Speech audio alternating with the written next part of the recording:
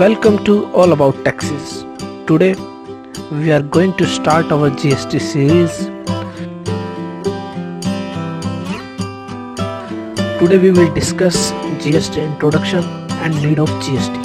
दोस्तों, आज हम अपनी GST सीरीज शुरू करने जा रहे हैं और आज हम आपको GST से इंट्रोड्यूस कराएंगे। GST क्या है और हमें GST की आवश्यकता क्यों है। GST basically stands for Goods and Services Tax. I will say a good and sensible tax. क्यों GST को कहा जा रहा है वन नेशन वन टैक्स, एक देश एक कर प्रणाली। तो चलिए दोस्तों, हम आपको आज इंट्रोड्यूस कराते हैं GST से, बट इसके लिए आपको पहले प्रेजेंट इंडियन टैक्सेशन सिस्टम को समझना होगा। I will recommend to all of you must watch my earlier videos for detailed discussion of present Indian taxation system, Indian taxation system part 1, Indian taxation system part 2। तो दोस्तों, present Indian taxation system को समझते हैं। Taxes central government लगा सकती है, state government लगा सकती है, लेकिन स्टेट गवर्नमेंट अपनी कुछ पावर लोकल बॉडीज़ को डेलीगेट कर देती है, ट्रांसफ़र कर देती है। तो इनमें से कुछ taxes local bodies like municipality etcetera के द्वारा भी लगाए जा सकते हैं। सेंट्रल गवर्नमेंट द्वारा लगाए गए टैक्स को हम दो कैटेगरीज में डिवाइड कर सकते हैं। Number 1 direct taxes, number 2 indirect taxes. Direct taxes वो टैक्सेस होते हैं जिन पर लगाए जाते हैं वही उनको पे करते हैं, like income tax. Income tax जिस पर्सन पर लगाया जाता है उसी पर्सन के द्वारा इनकम टैक्स पे किया जाता है। इनडायरेक्ट टैक्सेस वो टैक्सेस होते हैं जो किसी पर्सन पर ना लगाकर गुड्स और सर्विसेज पर लगाया जाता है, और जो इनडायरेक्टली जिस पर्सन पर लगाया जाता है उसके द्वारा पे ना करके किसी थर्ड पर्सन द्वारा पे किया जाता है, like excise duty, custom, service tax etcetera. For example, जब एक मैन्युफैक्चरर कोई प्रोडक्ट मैन्युफैक्चर करता है तो वो अपने कस्टमर से एक्साइज ड्यूटी कलेक्ट करता है और गवर्नमेंट को पे करता है।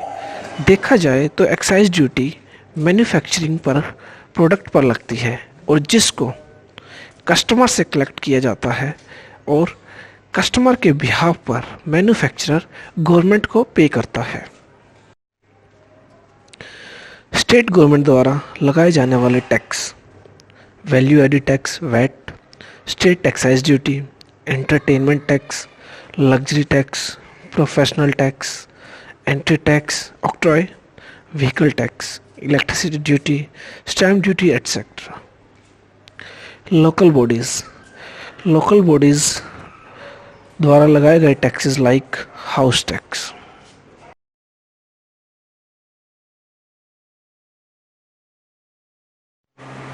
तो दोस्तों, कुछ इस तरह का है हमारा इंडियन टैक्सेशन सिस्टम, जिसमें बहुत सारे टैक्सेस हैं।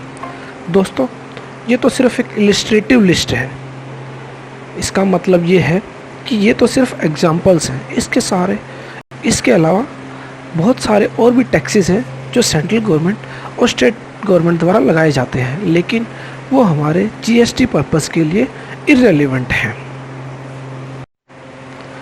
दोस्तों, indirect taxes basically supply of goods और सप्लाई ऑफ सर्विसेज पर ही लगते हैं। तो GST के अंदर बेसिकली इनडायरेक्ट नेचर के टैक्सेस को ही इंक्लूड किया गया है।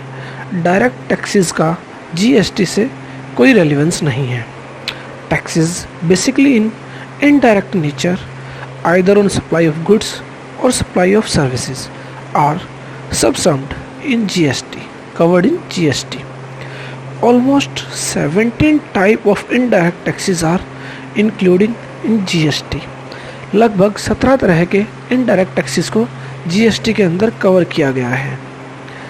The following crossed taxes are not covered in GST। जो ये टैक्सेस क्रॉस किए जा रहे हैं ये जीएसटी के अंदर कवर नहीं होंगे। तो चलिए देखते हैं जीएसटी के अंदर कौन कौन से टैक्सेस कवर होंगे। GST will replace the following taxes. Central government द्वारा लगाए जाने वाले टैक्सेस जो कि जीएसटी में कवर होंगे। Number 1 central excise duty. Number 2 duties of excise on medicines and toilet preparations. Number 3 additional duties of excise on goods of special importances. Number 4 additional duties of excise on textiles and textile products. Number 5 additional duty of custom commonly known as CVD countervailing duty.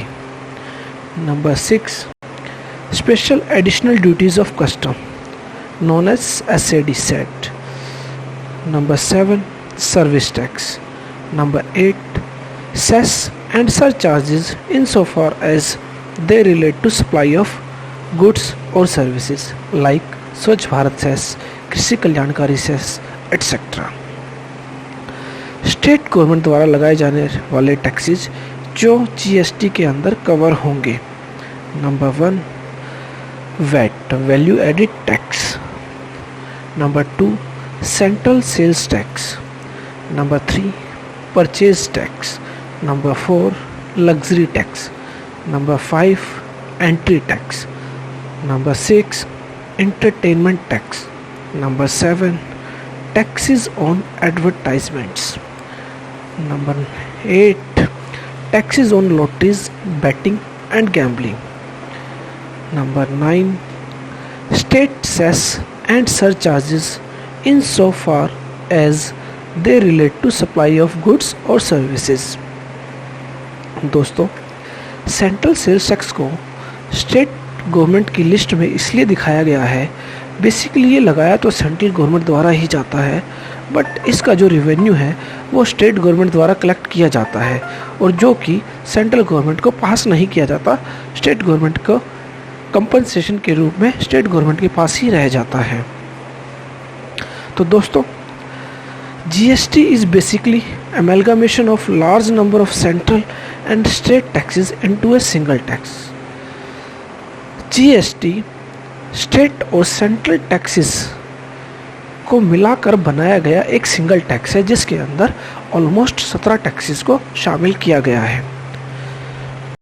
I think now it is clear to you what is GST basically. तो आप लोग समझ ही गए होंगे कि basically GST क्या है।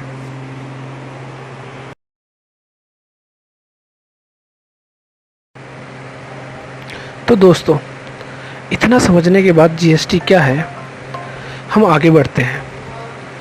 हमारा नेक्स्ट कॉन्सेप्ट है need of GST। Why there was a need of goods and services tax. क्यों एक GST goods and services tax की ज़रूरत पड़ी। In present Indian taxation system, there is a number of problems. India के present taxation system के अंदर बहुत सारी प्रॉब्लम्स थी। इन प्रॉब्लम्स को ख़त्म करने के लिए, इन प्रॉब्लम्स को समाप्त करने के लिए एक ऐसे टैक्स स्ट्रक्चर की ज़रूरत थी जो इन सभी प्रॉब्लम्स को ख़त्म कर सकता था। To overcome this problems GST is going to be introduced. और इन सभी प्रॉब्लम को ख़त्म करने के लिए GST को लाया गया। Let have a brief discussion regarding about this problems and how GST will solve this problems. तो चलिए देखते हैं ये प्रॉब्लम्स क्या थी और GST इन सबको कैसे ख़त्म करेगा, सॉल्व करेगा। Number 1 large number of taxes and compliances. तो दोस्तों अभी हमने देखा था बहुत सारे taxes, a large number of taxes जो कि स्टेट गवर्नमेंट और सेंट्रल गवर्नमेंट द्वारा लगाए जा रहे थे। As on date, a businessman have to follow the burden of large number of taxes and have to comply with all these taxes. एक businessman को बहुत सारे टैक्सेस की कंप्लायंसेस को फॉलो करना पड़ता था, like excise duty, service tax, value added tax, central sales tax, entry tax, etcetera. And due to all these compliances, he is always in a burden of compliances and not doing his business very well. और इन्हीं सभी की वजह से वो हमेशा एक compliances के burden में रहता था और अपना बिजनेस अच्छे से नहीं कर पाता था। जैसा कि हम देख रहे हैं जीएसटी 17 टाइप के टैक्सेस को ऑलमोस्ट कवर कर लेगा, तो इससे ये होगा कि जो कंप्लायंसेस बर्डन है वो कम हो जाएगा। GST will help him to reduce the burden of multiple taxes because GST will replace a number of taxes, almost 17 type of taxes, and that will make happy to the businessman and he will feel free to do his business. और इससे क्या होगा, businessman happy feel करेगा क्योंकि उसे अब 17 taxes की बजाय सिर्फ एक टैक्सेस की कंप्लायंसेस को पूरा करना होगा। Number 2, remove cascading effect, that is tax on tax। दोस्तों, जीएसटी का सबसे मेन ऑब्जेक्टिव यही था कि जो कास्केडिंग इफेक्ट है, जो टैक्स पर जो टैक्स लगता था उसको ख़त्म कैसे किया जाए। जीएसटी के आने से टैक्स पर टैक्स ख़त्म हो जाएगा।